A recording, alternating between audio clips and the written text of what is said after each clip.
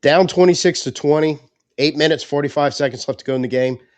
Saints from earlier in the year or the last couple of seasons probably lose this game. But led by quarterback Tyler Shough, the Saints outscored the Titans 14-0 in the fourth quarter, slammed the door on defense, and walked out with a 34-26 win and their fourth straight victory. They used explosive plays like Shough's 60-yard bomb to Olave and Audric Estime's amazing 32-yard touchdown run. They scored two touchdowns on those back-to-back drives, and the defense was a perfect example of complementary football, getting sacks, pass breakups, tackles for loss, keep the Titans scoreless over those final 8 minutes and 45 seconds. So in the Saints film room, we'll see exactly how it happened. Plus, we got to take a look at Chase Young's amazing play on defense and Tyler Shough's touchdown pass to Chris Olave that they made look easy. I'm Tim. Let's talk Saints. So the drive's going to start with Estime's 12-yard run. Big run here, get you ahead of the chains and kind of set you up for what's going to happen on the next play. Although this was just a really weird set of what we were trying to do blocking, just kind of ends up working out. So at the snap, we've got Sherman one-on-one with Simmons. That's not going well. Fuaga's got his man locked up. Had a little combo block, I think, with Radence and Fortner, but Fortner's trying to get out there and pull. Austin acted like he was going to block the man in front of him, but then kind of peels off and he's looking down the line of scrimmage with Banks pulling. But the deal is, there's actually two players out there for Banks to deal with. Fortner may have been expected to get out in front of Estime. I really don't know how this kind of happens, but it happened. But it's not a big deal. Banks stays with the outside guy and is going to get him out of the way. So Estime's he's got to make a play right here. He's got a one-on-one with the defensive back. And after Estime has been just crashing through people all game, I guess this guy wanted to go low, get in his legs, make the tackle, and Estime is just going to jump right over him. Now, at this point, Banks has his man locked up. You've got an alleyway here. Fortner has come into the blocking scheme here on the pull and actually has picked up Simmons. We managed to get Simmons out of there this far down the field. He was running to catch up. Fortner happened to see him and picked him up. Sherman, look, give him credit. He didn't do much with Simmons initially in a block, but he's hustling down. So what happens is as they kind of scrum up for the tackle right here, Fortner and Sherman both get in here and help Estime push that pile where we can grab a few extra yards and easily pick up a first down on the first running play or the first play of the drive, run for 12 yards. Like I said, when you can do that, it's going to help you set up some plays later on. And here is the very next play. First thing I'm going to mention about this one is we're going to send Chris Olave in motion, and I think teams are going to start really picking up on when we put Olave in motion or motion someone around Olave, like we did in the touchdown catch last week, something's up. Now they're showing kind of a too high look, but I think it's more of a quarters look. And right now, Shough is looking to the outside because Olave's about ready to put a double move on that corner up top. Gives a little head fake. And I mean, I think Shough really sells that, but gets readjusted to where he can launch the ball because in that double move, Olave on the second move just cuts right inside, gets great position, and has found space between the corner and the safety. Great pitch and catch right there. Gets us down to the 10-yard line and into the red zone. And this is the third play of the drive. Just going to show the very end of it because I'm loving when we make great decisions. He doesn't hand the ball to Estime here. He pulls it. And I'm not really sure if this was a read option or just a fake where they were trying to get him outside on a rollout. Either way, the thing here, nobody's falling for it. He's got nothing to do, nowhere to go, except I think he makes perfectly the right decision. Just go down. Let's take a yard or 2-yard loss, whatever this amounted to on this play. No big deal. Let's get it back on the next one. And boy, do we. So, fourth play of the drive, right before the snap, we take Estime, who had lined up in the backfield, put him in motion. So we have Estime and Juwan Johnson, excuse me, are going to be on the right side of the formation at the bottom of your screen. At the top, it's Pettis, Austin Jr., and Olave. And at the snap, everything that's going on here is going to the left.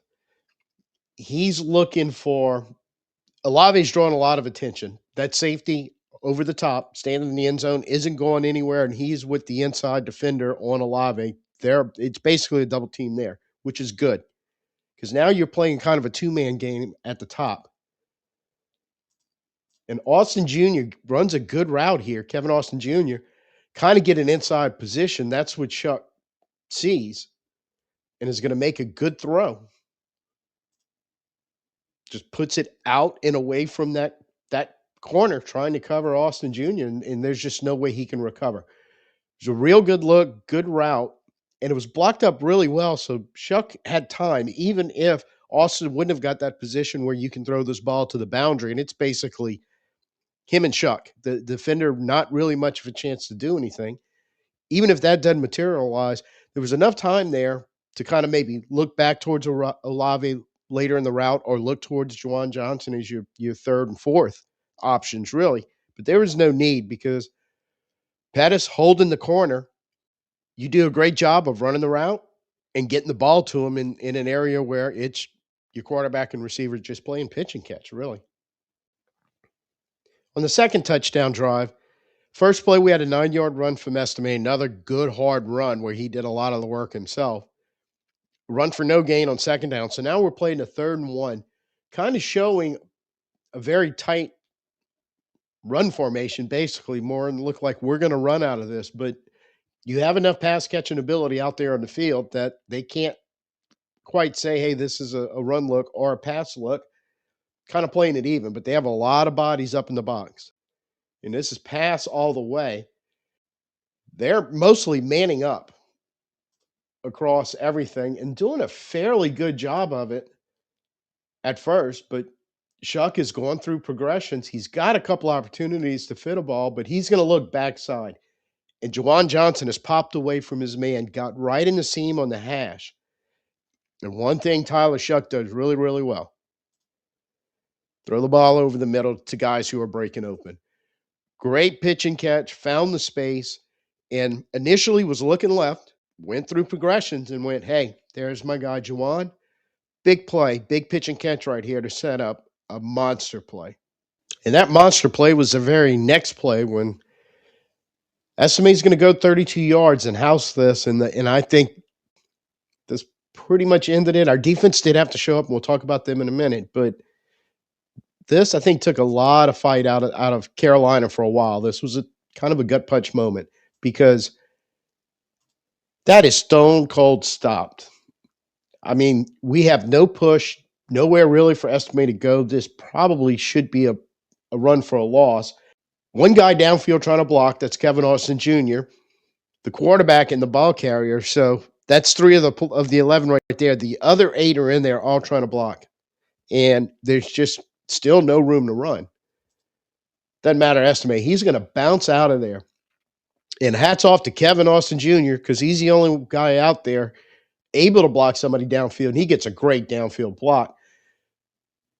Estime takes the cutback to the inside, and now he's blown past those 8 bodies that Tennessee had in the box. And you watching this live, you're like, oh, man, this could go. Breaks a tackle, and he goes. From there, it's a foot race, and I know he's a big man or a big style running back. Audric Estime runs over people. I like to call him a cannonball. Well, I think cannonball has enough speed to get where it's going, and he showed it there. What I really love about this, to win this game, we need a running back or a running game to take over and a running back to do it. Estime established that. And I'm thinking he's a second-year guy, solid addition to a backfield that's starting to look really, really good with some young talent in it. Now, once you get a lead, you need to hold on to it. You need your defense to start making some plays.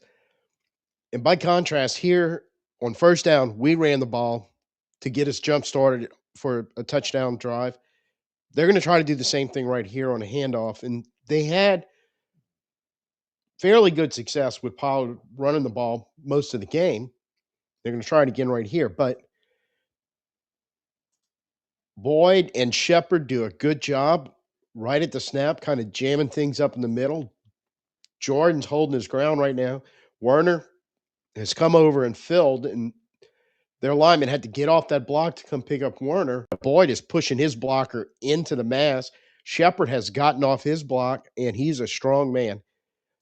Gets a hand on you, you're pretty much going down. Meanwhile, Cam Jordan's gotten off his block and is going to be there to help clean up, which has become just a log jam of bodies right there. So that 1 yard run sets up a 2nd and 9.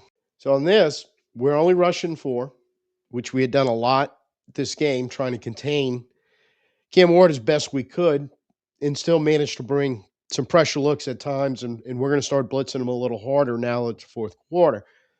But on this play, this is very similar to a play earlier where Alontae Taylor was trying to jump a screen pass, and Alamainer, one of their receivers, just basically grabbed onto him and kept him out of there. So it was he wasn't able to do it. And I think they were trying to set up a very similar look right here again, because that's what it looks like they're trying to set up to DK, their rookie receiver, who's very, very fast. So it's like a pump fake. And then the other 2 receivers who would normally be blocking if it's a screen, they're trying to get downfield. We have a little cover 3 look. And so at first, Quincy Riley's making sure nobody's breaking deep in front of him. Taylor now realizes that the pump fake to the DK was a total BS. They ain't going there. They're trying to hit their receiver coming down that left sideline. So he fades back off of that into the zone to try to make a play. Tries to high point it just off his fingertips. Isn't able to pick it, but Quincy Riley had been on it also. So there was no way this play was going to succeed at all. Both guys did a great job of jumping all over this, being in the spot where they are. Riley might have actually had a better chance of an interception, but Taylor doesn't know that. Can't, just say, oh, wait, Quincy's going to get that. He's got to try to make a play. But either way, you're now putting him in 3rd and 9, and that's where you need to put him. And when you get him into a 3rd and 9, you can simulate the pressure look that we normally do, or you can actually bring some pressure. And this one's interesting because we're going to send 5. Demario Davis is the blitz. We've got Cam Jordan on the left, Chase Young on the right. They're playing on the edge. Granderson is in a stand-up, basically 3-tech. And we've got Jonah Williams in the A-gap between the center and the right guard. So this is a much different look. We don't really have any of our beef in here whatsoever. So we're expecting to bring some pressure and have enough speed and mobility out there to not let Cam Ward escape out of there and make a play downfield. And initially, everything's looking good on the rush. Jonah Williams and Demario Davis have a twist going on. And now there's pressure coming in on Ward. He doesn't like the look he's got downfield. He's starting to step up and he really can't step up in the pocket now. Jonah Williams done a great job to push his guys out, try to keep Demario Davis clean. He's got Chase Young coming down. Because of the double team basically on Granderson, now Cam Jordan realizes I don't have anybody on me, and I like the way he scrapes more or less parallel to the line of scrimmage. Just in case Ward breaks out of there, he wants to be able to get an angle on him to be able to run him down any way he can. Put a pin in that. We will come back to that later. But there's just nowhere for Cam Ward to step up or to slide out of that pocket. It's jammed up pretty good. And it was a lot of pressure brought by Davis. That initially caused the stumble that Chase Young cleans up and makes it into a tackle. So I'm not really 100% sure, but I don't mind getting split sacks right here because the important point is 3rd and 9, you get the sack, they're giving the ball back to us. We got him backed up, 4th and 11.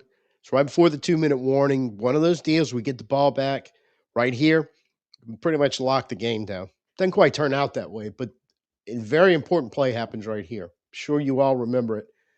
Now, that's a lot of the same pressure look we had brought on the Davis and Young combined sack that we just showed.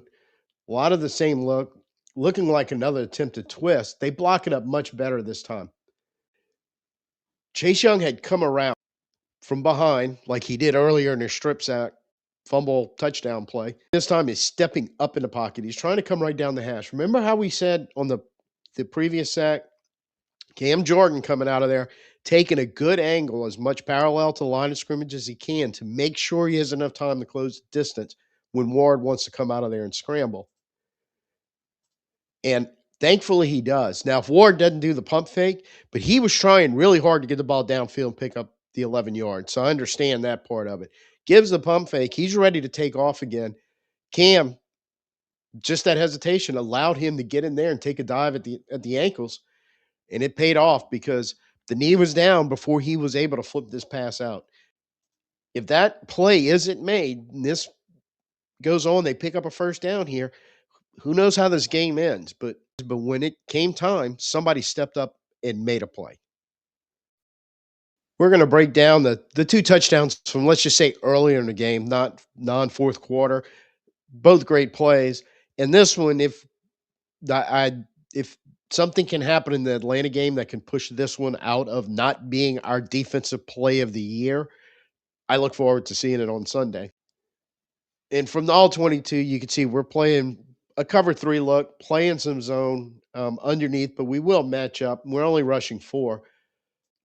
But we get a lot of pressure from the edges, not much from the middle. And I know that they were also, while they were rushing, there was the concern of keeping the rush lane integrity. So we're not giving him spaces to pop out and be able to run, or worse, throw the ball downfield, which we did several times during the game. But this time, Granderson twists back to the inside instead of staying hard in that outside rush. And Young has his man beat, but he had to come a long way to do it at this point. But he's got a straight run in on Ward. Granderson cutting back to the inside is taking away a throwing lane that Ward's trying to use right now. But he's got to pull the ball down because Granderson is now in his face. And when he pulls the ball down, he can't step up either. He's actually trying to loop around to the outside, which allows the tackle to get back as a blocker and pick up Granderson. But he is just unaware that Young is about ready to snatch his soul. Rips the ball out of there. And it took a while for a lot of the guys on that field, not named Chase Young, and a whole bunch of us at home watching the game, to realize he actually had the ball. And he's getting out of there. Now, I think this was mentioned on the broadcast, game broadcast. If not, it needed to be, because Alontae Taylor does a great job right here. Because their tight end was catching up to Young, who doesn't exactly have the greatest ball security right here. It's not tucked away, kind of slowing down. He's unaware of who's behind him. And Taylor may have saved another disaster play right here with this job of just coming in and not doing anything stupid, but just enough contact to not draw a flag, but to make sure 85 couldn't come diving in there and try to poke the ball out. And any crazy, it looks like we're going to score, it ended up being a touchback for the Titans situation. One happens later in the game. That was bad enough, but you got to kind of wonder, if not for Taylor, how close that might have happened right here. Doesn't really matter. We get the play of the year, and Taylor should get a big assist for doing what he did, doing it smartly, doing it correctly. So this is the second touchdown of the game. Olave's going in motion, and I'm telling you, if you see Olave in motion or short orbit motion around him, beware that some type of pick play, rub play is coming, and we get one here, and a great job, because that rub knocks both those defenders out of the play. The safety hasn't recognized it yet, and even if he did, I don't know if he had time to get over there, but he's definitely not getting over there at this point. Easy pitch and catch to Olave for a touchdown. And this is getting to be the kind of play we're seeing a lot of it, from the motion to setting up those rub/pick plays to just recognizing everything and making good pitch and catches. It's almost like we're making this look, and I hate to say this because I know what it sounds like, but making it look too easy. But I really think when you start getting a connection between players like this, quarterback and receivers, I can think of a couple we've had in the past that, yeah, it did look easy a lot of the times when we know it wasn't. And I really want to see them get this chemistry where that isn't the most difficult play you're going to run in football, but it's not a gimme either. You have to execute it correctly. And they did it and they made it look easy. So when you stack up all those plays together, those explosive chunk gains on offense, the pass rush finally closing in, the secondary finally tightening up after the first roughly 3 quarters of this game, you get more than a 34-26 win. You start getting a team identity. The Saints are now on a 4-game winning streak, and that's their first since 2020. They've climbed to 6-10 after starting 2-8, and that's more than a hot week or two. That's starting the culture shift. Under head coach Kellen Moore, this isn't a team finding ways to lose close games like they did earlier in their season and definitely in past seasons. This is a team learning how to finish those games. From weeks 1 to 13, the Saints were 0-4 in one-score games. Since week 14, they're 3-0 in one-score games. And that includes the Titans' comeback. That's progressing from a rebuilding team to a rising team. So if you're part of Who Dat Nation, I feel like this late season surge should give us some real confidence that this rebuild isn't just on schedule. We might actually be moving it ahead of schedule. Here's hoping. So drop your favorite plays in the comments down below. Was it the Shough to Olave bomb, estimates 32-yard, amazing touchdown run? Or one of those huge sacks, probably Chase Young's amazing sack, strip, scoop, score, touchdown. That was just a sensational play. So that's mine, but I'm giving everybody the opportunity to pick another one. Fair is fair. If you love this kind of Saints Film Room breakdown, make sure you hit the like, you hit the subscribe to Black and Gold Network, and turn on your notifications so you don't miss any videos, especially New Year's Day video.